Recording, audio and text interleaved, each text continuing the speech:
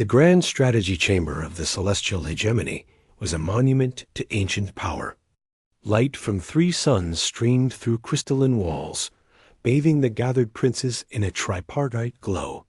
They were 8, each a sovereign of a star-spanning lineage older than human civilization. At the head, the eldest prince, a being of graceful silver limbs and calm, luminous eyes, observed the holographic report. It displayed a simple star chart, a yellow, unremarkable star labeled Sol, a single tiny icon, a human scout vessel, pulsed near the edge of a gaseous giant's orbit. "This is the sum of their intrusion," the eldest prince said, his voice a soft chime. "A single reconnaissance probe. It has observed our forward outpost in the Zeta Dorada system for 7 of their cycles. Its technology is crude.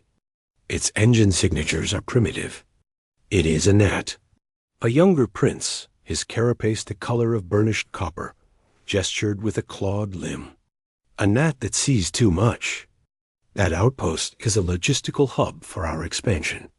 Its presence is a strategic anomaly they are documenting. We must remove it. Not with a fleet. That would be an overstatement. A single frigate from the Kresh lineage will suffice. Let it be a lesson, silent and final." The proposal was met with agreeable hums.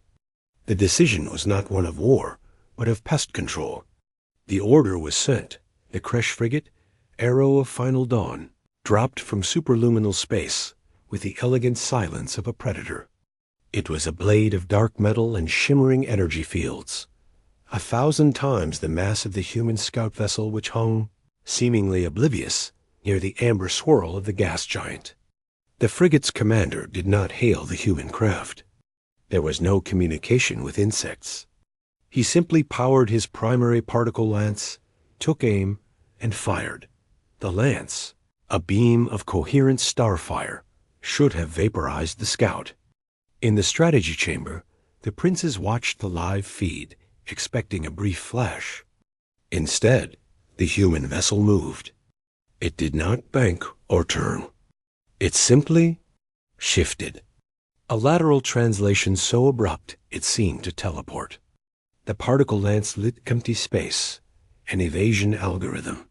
"Quick," murmured the Silver Prince. The Kresh commander, annoyed, fired again. And again.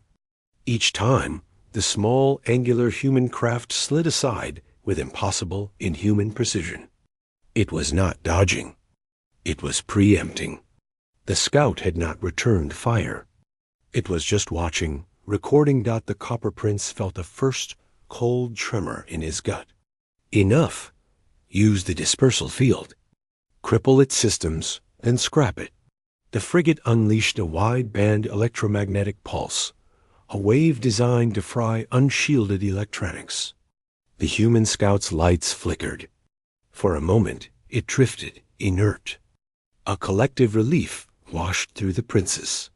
Then, new lights awoke on the scout's hull. Brighter, bluer. It reoriented, not towards the frigate, but towards deep space. A short, tight beam of data, a mere whisper, shot from its array, aimed at a point beyond the system's edge. It sent a transmission. The Silver Prince said, his chime voice flat. "It does not matter. Now, destroy it." The Copper Prince insisted. The Kresh frigate moved closer, its grapplers extending to physically crush the silent scout. That was when the scout responded. Not with a beam or a missile. A small pod, no larger than a man, ejected from its side and shot towards the gas giant. The frigate's sensors tracked it, classifying it as an escape pod. The scout itself, its purpose seemingly fulfilled, powered down its engines completely. The frigate commander, prioritizing the elimination of the witness, ignored the pod and closed the final distance.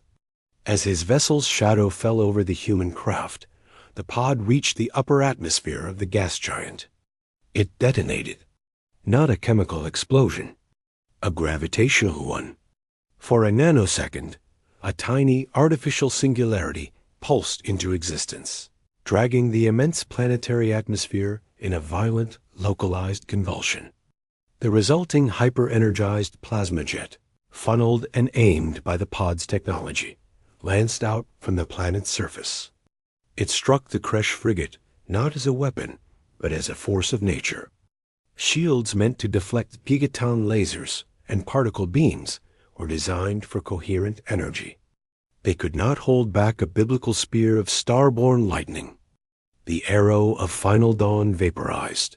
Its atoms scattered into the stellar wind, not in the strategy chamber. The silence was absolute. The feed from the frigate had died in a blaze of white static. The hologram now showed only the human scout, still drifting, and the fading scar on the gas giant's face. It used the planet, the Copper Prince whispered, his shell seeming to dull. It used the planet as a weapon. The eldest prince's luminous eyes were fixed on the scout. It was not just a scout. It was a test. And we failed. Panic, cold and sharp, began to seep into the chamber. The argument was swift and fearful. This could not stand. Humanity had to be shown the cost of their impudence. A full battle group was mobilized. Not a frigate, but 5 cruisers of the First Circle, the hegemony's finest.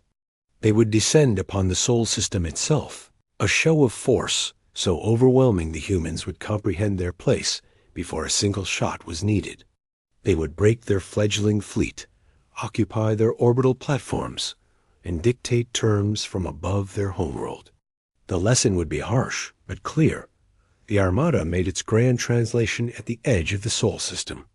It was a majestic sight, 5 city-sized vessels of terrible beauty. They expected to see panic. They expected frantic, primitive ships scrambling to form a defense line. They expected hails, pleas, perhaps defiant shouts. They found nothing. Space was empty. Mars was silent. The asteroid belt showed only mining drones that ignored them. Lunar orbit was clear. Earth, a blue jewel, hung in the silence. Their sensors detected thousands of satellites, stations, the hum of a busy system. But no military response. No fleet. They are hiding, the Copper Prince, now aboard the flagship, said. They fear a direct confrontation. A wise, if cowardly, choice. The Silver Prince, watching from the homeworld, felt no such assurance. The silence was wrong. It was the silence of a trap. The hegemony armada moved towards Earth, expecting a challenge at geosynchronous orbit. None came. They took position above the planet, weapons hot, shields at maximum. The flagship opened a channel on all frequencies, a demand for unconditional surrender. The response was not from a ship. It came from the planetary surface. 100,000 small, independent energy signatures, faint as candle flames, lit up across the globe. From mountains, from oceans, from deserts. Each was a laser. Individually, they were harmless, their beams diffusing to uselessness in the upper atmosphere. But they were not individual.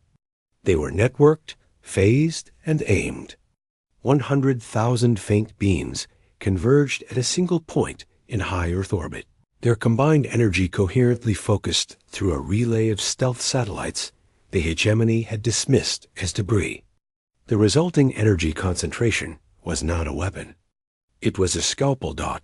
It pierced the flagship's shields at a frequency that hadn't existed a millisecond before. It did not explode the vessel. It cut. A line of perfect annihilation burned through the core, severing power, control, and life support.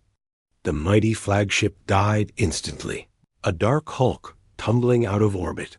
Before the other cruisers could react, the second phase began. From the dark side of the moon, magnetic rails, built into the crust itself, launched not missiles, but dense, kinetic rods. They were simple. They were cheap. They were accelerated to a fraction of light speed. There was no defense. A cruiser's shield flared once as a rod the size of a bus struck it. The impact did not create an explosion. It created a tunnel of plasma that went straight through the ship and out the other side. The vessel cracked apart like glass. The remaining 3 cruisers tried to maneuver, to return fire. But they had nothing to target. The weapons were the planet, the moon, the very infrastructure of the system. From the asteroid belt, swarms of coordinated drones, each carrying a simple shaped charge, descended upon them. They were like piranhas, 1,000 small bites. They clogged weapon ports, adhered to sensor arrays, and detonated against shield projectors. One cruiser, blinded and crippled, was finished by another precise lunar kinetic strike. Another fell to a renewed planetary laser focus, this time cutting its engines. The last tried to flee Dot as it powered its superluminal drive. A final, quiet signal emanated from a human station orbiting Saturn. It was a modulated gravity pulse. The pulse did not harm the ship. It harmonized with the frequency of its jump drive at the exact moment of activation. The cruiser vanished. It did not translate to faster-than-light travel. It mistranslated. The prince on its bridge had a final, horrifying glimpse of an impossible.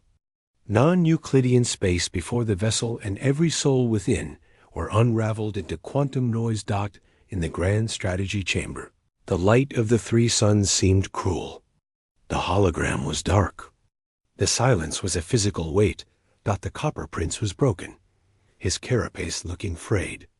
They did not fight our fleet. They weaponized their home. They turned their star system into a fortress. A single scout was a trap.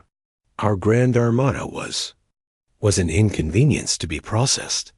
The eldest prince looked at the empty star chart. His people had fought wars for millennia. Wars of fleet against fleet, of warrior against warrior. This was not that. Humanity had not violated them. They had not even faced them. They had simply demonstrated that the hegemony's understanding of war, of power, was obsolete. The scout was a warning they had been too proud to hear. The loss